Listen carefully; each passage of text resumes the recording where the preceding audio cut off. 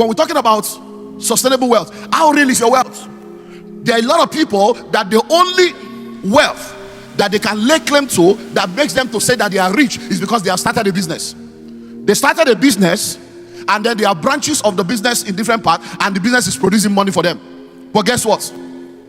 When COVID came, a lot of people that were entrepreneurs, a lot of people that were business people suddenly realized that as COVID came and the entire world was in the lockdown, even though there were entrepreneurs that had businesses, their businesses were in the lockdown.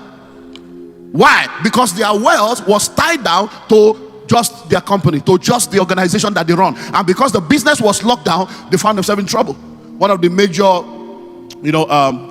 products of our nation that is doing an amazingly wonderful job shared with us in one of the meetings where we hosted her on how that for the first time in her life, in the midst of COVID, she went into deep depression.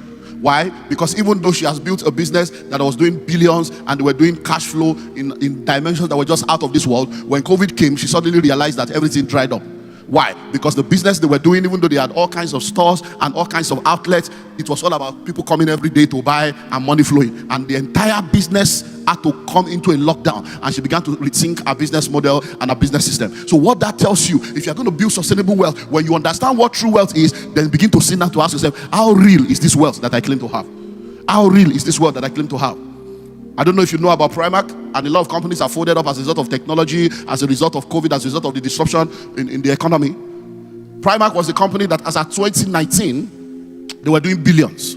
By 2020, when COVID came in, the company went belly up. Why were they going belly up? They went belly up simply because when they were, before COVID, their business model was all about having an outlet where people can come and buy.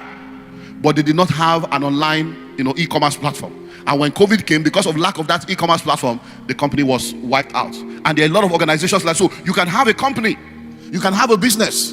One of the films I'll probably ask you, or movie I'll ask you to go and watch, is called The House of Gucci. The House of Gucci. Now, many of you know the story of Gucci. But today, it will shock you to know that a business that was started, that was supposed to be a generational business, right now, none of the people in the Gucci family owns part of Gucci.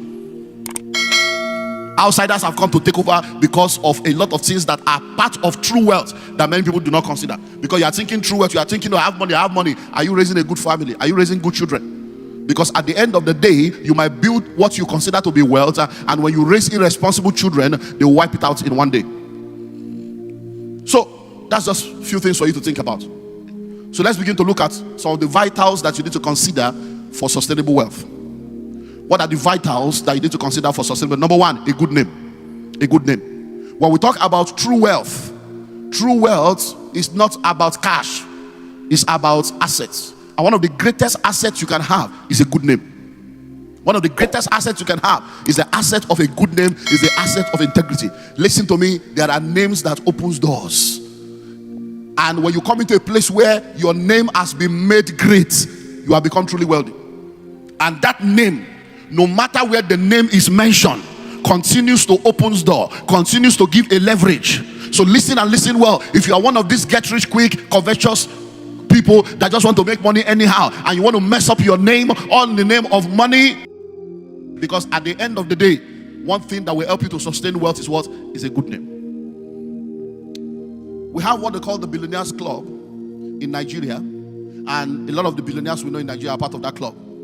But there's a man in this country that became wealthy, in quotes, became rich, became a national figure, and every attempt he made to join the Billionaires Club, they kept rejecting him. They said, sorry, you can't be a part of this club. Yeah, we know you have something billion. They said, well, you cannot be a part of this.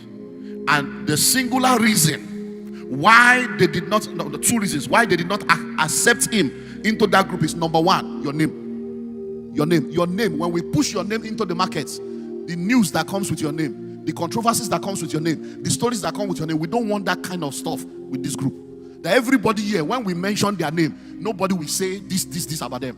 Number two, the process of your wealth. You see, everybody here, we can trace how they started. We can trace what they did and what they are doing to become wealthy. But when we look at you, we can see the money. But when we look down, we can't see how there is a wuru to the answer.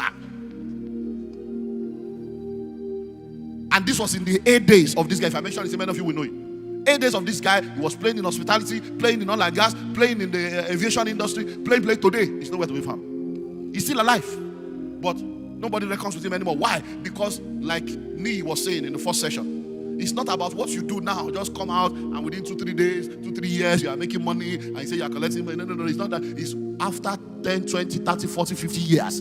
That's when we're going to know whether you are truly wealthy. Number 2 is positive values. Because when we are talking about sustaining wealth, these are the things that sustains wealth.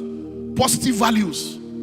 I don't know if you have read the book called Millionaire Next Door. Most of the time when we gather in the Billionaires Conclave and we talk about different things, one thing I keep talking about, which is a regular course, is winning at the home front. Winning at the home front. Winning at the home front. Why? No matter how rich or wealthy you think you are, if you miss it in the place of marriage and miss it in the place of parenting, you are fooling yourself.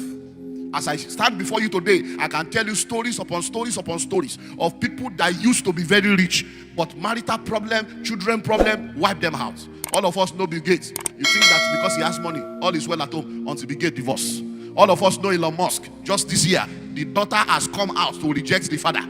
Elon Musk's daughter said, I'm disowning you. You are no more my father. I'm changing my name. So what is the purpose of a wealth that you gather, but there is no family and there is no lineage to perpetuate the wealth? So when we are talking about sustaining wealth, it's not just about have money. You want to buga, you want to chill with the big boys, you want to kitty cat. No. That's not what we're talking about. It's about making impact. It's about being valuable. It's about 20 years, 30 years, 50 years, 100 years later, people are still referring to the impact that you made. So positive values. And this, I want to pick 2 in that area. Number 1 is marriage. Number 2 is parenting. Marriage and parenting. When you read the book, the Millionaire Next Door, one of the things that the book reveals, because I did a research of rich and wealthy people in North America and found out that one of the major common thread among rich and wealthy people is a strong family, strong marriage, strong family. When you watch the movie The House of Gucci, you see how that one marriage to one woman, the entire Gucci lineage was wiped out because of marital issue of one of the sons marrying somebody, and before you know it, story. A whole Gucci. I want to wear Gucci. Marriage. So listen and listen well.